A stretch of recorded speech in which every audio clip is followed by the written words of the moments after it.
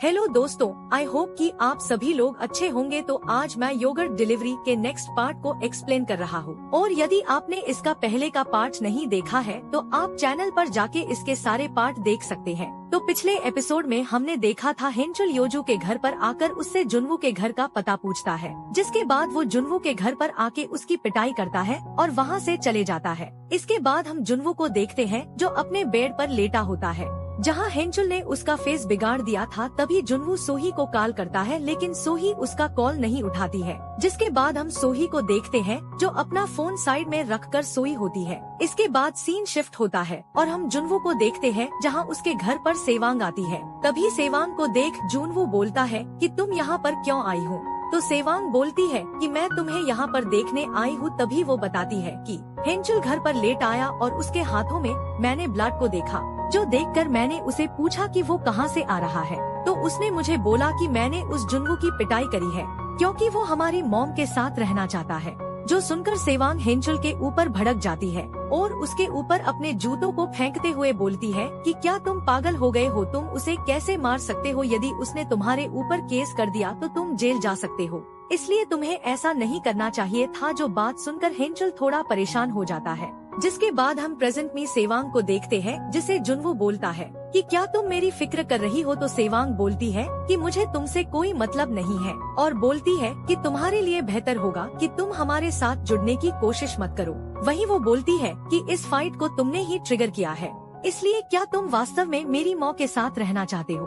तो जुनवू उसे कोई जवाब नहीं देता। तभी सेवांग बोलती है कि तुम ये सब यहीं पर खत्म कर दो। तो जुनवू बोलता है कि क्या तुम इतनी दूर बस यही कहने के लिए आई हो। तो सेवांग बोलती है कि हाँ, तुम्हें क्या लगा मैं यहाँ पर क्यों आई हूँ। जो सुनकर जुनवू का दिमाग खराब हो जाता है और वो बोलता है कि तुम्हें मुझसे माफी मांगनी चाहिए क्योंकि तुम्हारी वजह से मेरी ये हालत है। जो बात सुनकर सेवांग बोलती है कि तुम्हारी इस हालत की मैं जिम्मेदार नहीं हूँ, तुम्हें हेंचुल ने मारा है, मैंने नहीं। ये बोलकर वो वहाँ से चले जाती है। इसके बाद सीन शिफ्ट होता है और हम जुनवू के स्कूल का सीन देखते हैं, जहाँ पर जुनवू के फ्रेंड जुनवू को देख बोलते हैं कि क्या तुम्हारी किसी के साथ फाइट हुई है, तुम्हारे फेस पर ये चोट कैसे लगी और तुम इतने दिनों से स्कूल क्यों नहीं आए। तो उनकी ये बात सुनकर जुनवू बोलता है कि नहीं, ऐसा कुछ नहीं है, एक्चुअली मैं सीढ़ियों से नीचे गिर गया। जहाँ उसके बाकी के फ्रेंड बोलते हैं कि तुम्हें अपना ध्यान रखना चाहिए। तभी हम वहाँ पर रोमी को देखते हैं, जहाँ रोमी जुनवू को देख रही होती है। जिसके बाद वो जुनवू से पूछती है कि तुम्हें ये चोट कैसे आई। तो जुनवू उसे कुछ नहीं बताता। तभी यहाँ पर रोमी बोलती है कि उस दिन जुनवू के साथ इंटीमेट होने के कारण मैं उससे नजर नहीं मिला पा रही। जहाँ जुनवू भी उससे बात करने में डर रहा होता है क्योंकि उसने ना चाहते हुए भी रोमी के ले ली होती है। जिसके बाद हम रोमी को देखते हैं, जहाँ वो क्लासरूम से बाहर आ जाती है और बोलती है कि मेरा उस दिन के बाद से कहीं पर भी ध्यान नहीं लग रहा है। जहाँ वो बोलती है कि उसे अब क्या करना चाहिए क्योंकि वो जुनवू से प्यार करती है, इसलिए वो जुनवू को उस अजुमाके के साथ नहीं देख सकती। और तभी वहाँ पर जुनवू आता है और बोलता है कि रोमी तुम यहाँ पर क्या कर रही हो। जो सुनकर रोमी बोलती है कि तुम यहाँ से चले जाओ, मुझे तुमसे बात नहीं करनी है। जो सुनकर जुनवू बोलता है कि आज का दिन बहुत अच्छा है, इसलिए क्या हम दोनों बाहर ड्रिंक करने चले। जिसके बाद सीन शिफ्ट होता है और हम उन दोनों को एक रेस्टोरेंट में देखते हैं, जहाँ पर रोमी जुनवू की चोट को देखती है। जो देखकर वो बोलती है कि तुम्हें ये चोट कैसे लगी। तो जुनवू बोलता है कि मैं घर में सीढ़ियों से नीचे गिर गया था। जो सुनकर रोमी बोलती है कि मुझे ये देखकर ऐसा नहीं लगता। तो जुनवू बोलता है कि नहीं, मैं सीढ़ियों से ही गिरा था। जिसके बाद जुनवू बोलता है कि क्या तुम मेरी फिक्र कर रही हो। तो रोमी बोलती है कि नहीं, ऐसा नहीं है। जिसके बाद जुनवू बोलता है कि मैं तुम्हें सिर्फ अपनी एक फ्रेंड की तरह देखता हूँ, इसलिए मैं तुम्हारे साथ उस दिन मजे नहीं करना चाहता था। जो सुनकर रोमी बोलती है कि इसका क्या मतलब है, क्या मैंने उस दिन तुम्हारे साथ जबरदस्ती की थी। तो जुनवू बोलता है कि नहीं, ऐसा नहीं है, मैं बस तुम्हें एक फ्रेंड की तरह देखता हूँ। जहाँ रोमी ये बात सुनकर जुनवू के ऊपर गुस्सा हो जाती है और बोलती है कि देखो, मैं तुम्हें पसंद करती हूँ। तो जुनवू बोलता है कि मुझे पता है कि तुम मुझे पसंद करती हो, लेकिन हम दोनों एक साथ नहीं रह सकते हैं। जो बात सुनकर रोमी सैड हो जाती है। तभी जुनवू बोलता है कि तुम बहुत ही सुंदर हो और तुम्हें मुझसे भी अच्छा लड़का मिलेगा, इसलिए तुम मुझसे दूर रहो। तो रोमी बोलती है कि क्या हम एक साथ भी नहीं रह सकते। तो जुनवू बोलता है कि नहीं, ऐसा नहीं है, तुम मेरी बात समझ नहीं रही। जहाँ रोमी बोलती है कि ठीक है, मैं तुम्हारे साथ नहीं रहूंगी, लेकिन मेरी एक शर्त है। इसके बाद सीन शिफ्ट होता है और हम एक होटल में रोमी और जुनवू को देखते हैं, जहाँ वे दोनों मजे करने आए थे। जहाँ पर वे दोनों लोग इंटीमेट हो जाते हैं। तभी रोमी बोलती है कि क्या हम लोग ऐसा फ्यूचर में दोबारा से कर सकते हैं। तो जुनून बोलता है कि तुमने वादा किया था कि ये हमारा लास्ट टाइम होगा। जो बात सुनकर रोमी बोलती है कि ठीक है। जिसके बाद सीन शिफ्ट होता है और हम सोही के घर को देखते हैं, जहाँ पर सोही सोकर उठती है और ज्यादा सोने के कारण उसका सिर घूमने लगता है। तभी वो अपना फोन चेक करती है, जिसमें उसे जुनवू के मिस कॉल दिखते हैं। जिसके नेक्स्ट सीन में हम सोही को जुनवू के घर के बाहर देखते हैं, जहाँ पर सोही डोर बेल बजाती है तो वहाँ पर जुनवू आता है। जो देख सोही बोलती है कि क्या तुम ठीक हो, मैं हेंचुल की तरह से तुमसे माफी मांगती हूँ। जो बात सुनकर जुनवू बोलता है कि देखो तुम वो आदमी नहीं हो जिसने मुझे मारा था, इसलिए तुम माफी क्यों मांग रही हो। जिसके बाद जुनवू बोलता है कि वैसे मैंने तुमको कई बार कॉल किया, लेकिन तुमने मेरा कॉल और मैसेज का कोई रिप्लाई नहीं दिया। तो सोही बोलती है कि मेरी तबीयत खराब हो गई थी, इसलिए मैंने जवाब नहीं दिया। जो सुनकर जुनवू बोलता है कि क्या तुम ठीक हो। तो सोही बोलती है कि हाँ। जिसके बाद वो बोलती है कि तुम्हें तो पता है कि मेरे घर में हम दोनों के रिश्ते के कारण मुझे बहुत कुछ झेलना पड़ रहा है, इसलिए क्या तुम मेरी इस डिलीवरी सर्विस को क्लोज कर सकते हो। जो बात सुनकर जुनवू बोलता है कि क्या तुम मुझसे प्यार नहीं करती।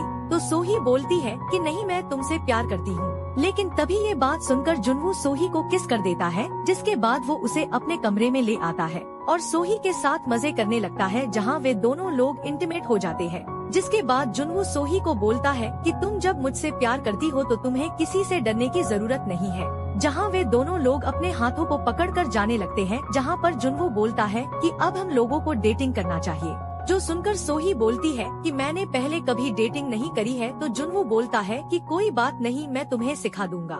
जिसके बाद वे लोग वहाँ से बाहर आ जाते हैं, जहाँ पर सोही जुनवू से बोलती है कि आखिर मेरे बच्चों के साथ तुम्हारा क्या मैटर है, मुझे बताओ। तो फिर जुनवू उसे अपने हाई स्कूल की बात बताता है कि जब मैं अपने पहले सेमेस्टर में था, तब मैं अपने स्कूल का बेस्ट स्टूडेंट था। मैं पढ़ने से लेकर खेलने कूदने में नंबर 1 था। लेकिन फिर एक दिन मैं अपने दोस्तों के साथ खाना खा रहा था, तभी मैं वहाँ पर गलती से हेंचुल से टकरा गया, जिसके कारण हेंचुल मुझ पर भड़क गया। जहाँ मैंने उससे माफी मांगी, लेकिन उसने छोटी सी बात का बतंगड़ बना दिया। और तभी वहाँ पर सेवांग आई और उसने हेंचुल को शांत किया और मैं इस तरह उन लोगों से मिला। तो सोही बोलती है कि क्या उसने तुम्हें इतनी छोटी सी बात के लिए धमकाया। तो जुनवू बोलता है कि नहीं, जब सेवांग ने उस दिन मेरी हेल्प करी तो मेरे और सेवांग को लेकर स्कूल अफवाहें फैल गई। जिसके बाद सेवांग मेरे करीब आ गई, लेकिन जब ये बात हेंचुल को पता चली तो वो मेरे पास आया और मेरी पिटाई करी और ये सब इस तरह से शुरू हो गया। जिसके बाद उन लोगों ने 2 साल तक मुझे बुली किया। तो सोही बोलती है कि इसमें तुम्हारी कोई गलती नहीं थी। जहाँ जुनवू बोलता है कि मैं उन लोगों को कभी माफ नहीं करूँगा। जो सुनकर सोही बोलती है कि क्या इतना सब होने के बाद भी तुम मेरे साथ डेट करना चाहते हो। तो जुनवू बोलता है कि हाँ, मैं तुमसे प्यार करता हूँ और मुझे कोई फर्क नहीं पड़ता कि तुम हेंचुल और सेवांग की माँ हो या नहीं। तो ये सुनकर सोही बोलती है कि मैं भी तुम्हारे साथ रहना चाहती हूँ। इसके बाद सीन शिफ्ट होता है और हम सोही को उसके घर पर देखते हैं, जहाँ पर सेवांग उसे अपनी शक भरी निगाहों से देख रही होती है। तभी सोही बोलती है कि क्या हम लोग बात कर सकते हैं। तो सेवांग बोलती है कि ठीक है। जहाँ पर सेवांग बोलती है कि जल्दी बोलो क्या बात है। तो सोही बोलती है मैं तुम्हारे दोस्त जुनवू के साथ रहना चाहती हूँ। जो सुनकर सेवांग बोलती है कि ये क्या बकवास कर रही हो। तो सोही बोलती है कि मैं सीरियस हूँ। तो सेवांग उसके ऊपर भड़क जाती है और बोलती है कि तुम ये सब क्यों कर रही हो। क्या तुम इसलिए कर रही हो क्योंकि मैंने और हेंचुल ने तुम्हें परेशान किया है। तो सोही बोलती है कि नहीं, मुझे जुनवू के साथ रहने में अच्छा लगता है। चाहे तुम मुझे कुछ भी बोलो, लेकिन मैं उसी के साथ रहूंगी। जहाँ ये सुनकर सेवांग बोलती है कि तुम्हारा ये रिश्ता ज्यादा दिन नहीं चलेगा, क्योंकि वो तुम्हें एक दिन छोड़ देगा। इसके बाद सीन शिफ्ट होता है और हम सोही को देखते हैं, जो जुनवू के घर पर आती है, जहाँ पर वे दोनों लोग तपातप करने लगते हैं। जिसके बाद हम जुनवू के घर पर देखते हैं, जहाँ पर वो दूसरी योगर्ट डिलीवरी लेडी आती है, जो जुनवू को योगर्ट देकर बिना उसके साथ कुछ किए वहाँ से जाने लगती है। जो देखकर जुनवू बोलता है कि इसे क्या हुआ है, ये पहले से कुछ अलग लग रही है। तभी वो लेडी बोलती है कि तुम अब उस अजुम्मा के साथ अच्छा टाइम स्पेंड करो।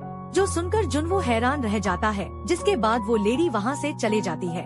इसके बाद नेक्स्ट सीन में हम सेवांग को एक बॉक्सिंग क्लब में देखते हैं, जो एक लड़के के ऊपर अपना गुस्सा निकल रही होती है, जहाँ पर दूसरा लड़का बोलता है कि तुम उस लड़के को ऐसे नहीं मार सकती हो। तो सेवांग बोलती है कि क्या कोई और है जो मुझसे लड़ेगा। जो बात सुनकर कोई भी उसके सामने नहीं आता, तभी वहाँ पर एक लड़की की आवाज आती है, जो और कोई नहीं रोमी होती है। जो बोलती है कि चलो देखते हैं कि तुम कैसी फाइट करते हो। ये बोलकर वो लड़ने के लिए तैयार हो जाती है, जहाँ तभी वहाँ पर दो लोग आके उन दोनों को रोक देते हैं और बोलते हैं कि बस करो, मैच खत्म हो गया। जिसके बाद में हम उन दोनों को देखते हैं, जहाँ सेवांग बोलती है कि आज मेरा मूड खराब है, वरना मैं तुम्हें अच्छे से सबक सिखाती। तो रोमी बोलती है कि मैं भी आज किसी बात को लेकर परेशान हूँ। जहाँ पर वो दोनों बोलती है कि उस कमीने जुन्वू को मैं नहीं छोड़ूंगी। जो बात सुनकर वे दोनों एक दूसरे को देखने लगती है। इसके बाद हम नाइट में जुन्वू को देखते हैं, जहाँ उसको सेवांग का कॉल आता है, जहाँ पर वो उससे मिलने जाता है और बोलता है कि तुमने मुझे क्यों बुलाया है। तो सेवांग बोलती है कि तुम मेरी माँ के करीब आकर हम दोनों से बदला लेना चाहते हो। तो जुन्वू बोलता है कि हाँ, तुम सही बोल रही हो, मैं ऐसा ही करना चाहता हूँ, लेकिन मैं अजुमा से प्यार भी करता हूँ और वैसे तुमको इसमें कोई प्रॉब्लम नहीं होना चाहिए। तो सेवांग बोलती है कि सोही को मैं बिल्कुल पसंद नहीं करती हूँ, इसलिए मैं उसे खुश नहीं देख सकती। तो जुन्वू बोलता है कि मुझे ऐसा नहीं लगता, मुझे कुछ और ही लग रहा है। तभी सेवांग बोलती है कि मैं अब यहाँ से जा रही हूँ। तो जुन्वू बोलता है कि मेरी बात अभी पूरी नहीं हुई है। तभी सेवांग ज्यादा ड्रिंक के कारण वहीं पर लुढ़क जाती है, जहाँ वेटर बोलता है कि ये तुम्हारे साथ है, इसलिए इसे यहाँ से लेकर जाओ क्योंकि रेस्टोरेंट जल्द ही बंद होने वाला है। इसके बाद हम जुन्वू को देखते हैं, जो उसे एक होटल में ले आता है, जहां वो बोलता है कि मुझे उससे बहुत कुछ पूछना है। लगता है ये मुझे पसंद करती है, इसलिए वो मुझे सोही के साथ देखना नहीं चाहती। जो बोलकर वो वहां से जाने लगता है, तभी सेवांग उसका हाथ पकड़कर उसे लेटा देती है और उसके ऊपर आ जाती है, जहां ये देखकर जुन्वू बोलता है कि ये तुम क्या कर रहे हो। तो सेवांग बोलती है कि ऐसा करके मैं तुम्हें सोही से अलग कर दूंगी। तो जुन्वू बोलता है कि मजाक करना बंद करो। तो सेवांग बोलती है कि तुम्हें क्या लगता है कि मैं तुम्हें पसंद करती हूँ? मैं ये सिर्फ इसलिए कर रही हूँ ताकि तुम सोही से दूर हो जाओ। जिसके बाद वो अपने कपड़े निकालकर जुन्वू की बजाने लगती है और वे दोनों वाइल्ड मजे करने लगते हैं, जहाँ पर जुन्वू सेवांग की लेते टाइम उसका वीडियो बना लेता है। इसके बाद हम मॉर्निंग में सेवांग को देखते हैं, जहाँ पर वो सोकर उठती है। तो जुन्वू बोलता है कि क्या तुम अपना हैंगओवर उतारने के लिए योगर्ट पीना चाहते हो? तो सेवांग उसे कुछ नहीं बोलती, जहाँ वो अपने कपड़े पहनने लगती है। जो देखकर जुन्वू बोलता है कि अरे तुम तो घर जा रही हो, क्या तुम मेरे साथ खाना नहीं खाओगी? और बोलता है कि क्या तुम्हें पता है कि कल रात क्या हुआ था? तो सेवांग बोलती है कि जुन्वू तुम अपनी हद में रहो, क्योंकि मैं कल रात नशे में थी, इसलिए तुम कोई गलतफहमी मत रखना। तो जुन्वू बोलता है कि तुम कल बहुत ही वाइल्ड हो गई थी और इसका मजा ले रही थी। जो बात सुनकर सेवांग को गुस्सा आ जाता है और वो उसे एक खींच के थप्पड़ जड़ देती है और बोलती है कि अपनी बकवास बंद करो बेवकूफ, मैं सोही की बेटी हूँ और मैं चाहूँ तो मेरी माँ के साथ तुम्हारा ये रिश्ता खत्म कर सकती हूँ। आज की ये बात बताकर इसलिए तुम जायद मत उड़ो। ये बोलकर वो वहाँ से चले जाती है। इसके बाद सीन शिफ्ट होता है और हम सेवांग को घर पर देखते हैं, जहाँ पर सोही उसे देख बोलती है कि तुम रात में कहाँ थी और घर क्यों नहीं आई? तो सेवांग बोलती है कि तुम चुप रहो और अपनी डिलीवरी करने जाओ। जिसके बाद सेवांग अपने रूम में आ जाती है और बोलती है कि ये उसने क्या किया, उसे ऐसा नहीं करना था।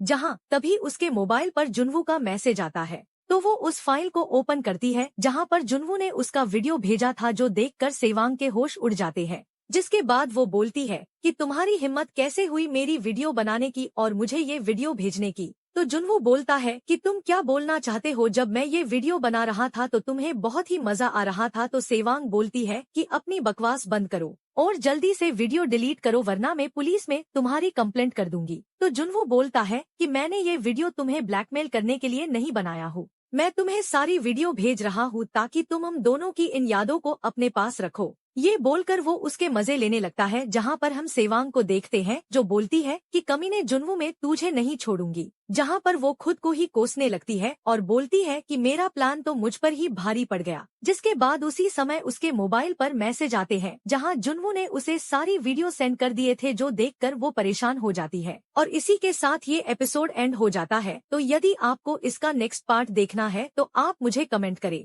और यदि वीडियो अच्छा लगे तो लाइक शेयर और चैनल को सब्सक्राइब जरूर करें। मिलते हैं नेक्स्ट एपिसोड में।